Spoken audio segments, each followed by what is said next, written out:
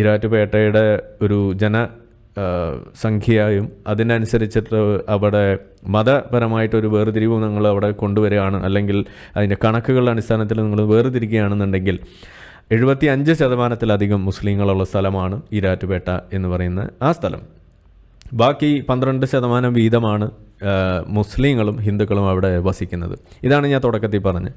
ന്യൂനപക്ഷം ഭൂരിപക്ഷം എന്ന് പറയുന്നൊരു വാദം വെച്ചുകൊണ്ട് നിങ്ങളൊരു കാര്യം ചെയ്യാൻ വേണ്ടി മുന്നോട്ട് വന്നാൽ ഇത്തരത്തിലുള്ള ഒരു ലോലെസ്നെസ്, മതത്തിൻ്റെ അടിസ്ഥാനത്തിൽ ഒരു കൂട്ടം വിശ്വാസികളായിട്ടുള്ള ആളുകൾ ഭൂരിപക്ഷമായി കഴിഞ്ഞാൽ ഇതുപോലെ ഒരു ലോലെസ്നെസ് ഫീൽ ചെയ്യുന്നൊരു സ്ഥലം അത് ഇന്ത്യയിൽ വേറെ എവിടെയൊക്കെയാണ് നിലനിൽക്കുന്നത് എന്ന് നിങ്ങൾ ഒന്ന് എണ്ണി പറയണം.